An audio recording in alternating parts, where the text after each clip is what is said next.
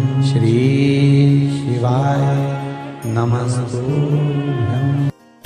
जब जीवन में कहीं समस्या खड़ी हो जाए, कहीं बहुत विकट समस्या है और कोई हल ना मिल रहा हो जाता है जीवन में कोई कोई घड़ी ऐसी आके खड़ी हो जाती है जहां पर हमको सोचने के लिए भी समय नहीं मिलता। तब एक निवेदन आप सबसे, नवरात्रि में भी देवी की आराधना का एक स्मरण का सुख है हमारा। मेरी जीजियों, एक बात अपने जीवन में उतार कर रखना, कभी जिंदगी में अगर कभी ऐसा योग लगे, और नवरात्रि में भी अगर आपकी कोई कामना है, आपकी अगर इच्छा है, आपका मन है, तो जगत जननी की आराधना करो। यदि आपको लगता है कि बच्चे बहुत ज्यादा अपशब्द बोल रहे हैं, मुंह चला रहे हैं और प्रेम नहीं रख रहे, तो माता के मंदिर में लाल पुष्प, लाल चंदन और लाल चूड़ी माँ को समर्पित करिए, प्रेम बढ़ेगा।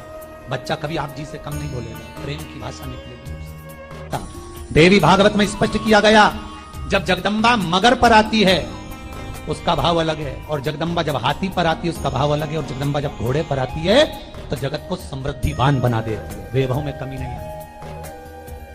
अभी भले दुनिया के लोग अभी रोते हैं कि पैसा नहीं आ रहा, कोरोना महामारी ने सब तोड़ दिया, रोक दिया, पर चिंता ना करना, मेरी माँ अगर घोड़े पर आई है तो उसका सुख आपको जरूर मिलेगा। एक जरा सी मिट्टी की दुकान भी अगर आप खोल कर बैठेंगे तो चांदी और सोना के बराबर कमाएंगे, इतना धन देगी वो माँ।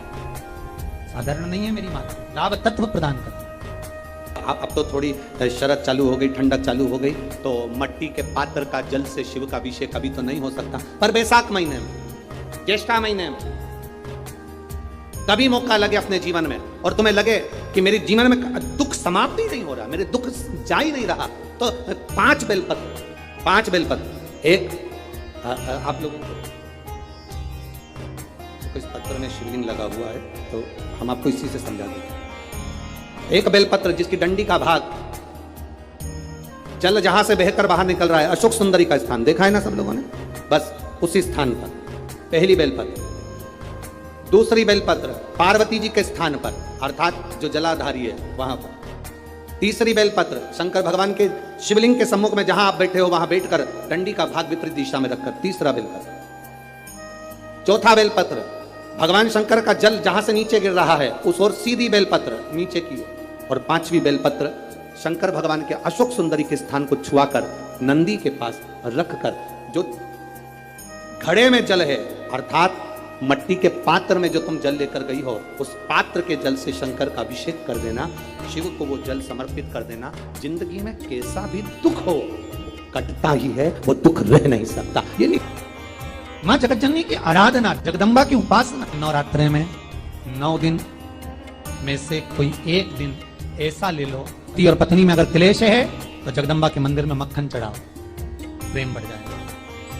आपको लगता है कि पति कोई अन्य स्त्री से लगा हुआ है या परिवार टूट रहा है, तलाक तक पहुंच गया है, तो माता के मंदिर में आप ध्वजा लगवाइए, उस ध्वजा पर मक्खन लगाकर लगवाइए, आपको लाभ मिलेगा। जिस दिन कन्याओं का भोजन कराओ, साथ में उनको लाल चुनरी ओढ़ाओ या कोई लाल वस्त्र, लाल पूजन की सामग्री उनको दो, सुख मिलेगा, आनंद आएगा। और मुक्ति, भक्ति संपूर्ण विश्व के लोग, ये दोनों ही भगवान शिव प्रदान करते हैं। ये सारे व्रत करने की एक शक्ति, एक बल जो आपको और हमको, संपूर्ण जगत को जो प्राप्त होता है वो शिव जी से प्राप्त हो। हम नवरात्रि का व्रत कर रहे हों, हम एकादशी का व्रत कर रहे हों, हम प्रदोष का व्रत कर रहे हों, हम शिवरात्रि का व्रत कर रहे हों, हम महालक्ष्मी का व्रत कर रहे हों, हम चतुर्थी का व्रत कर रहे हैं, माँ जगतजननी, माँ अम्बा, माँ जगतजननी दुर्गा भवानी, अष्टभुजा धात्री माँ दुर्गा, माँ भवानी, माँ देवी।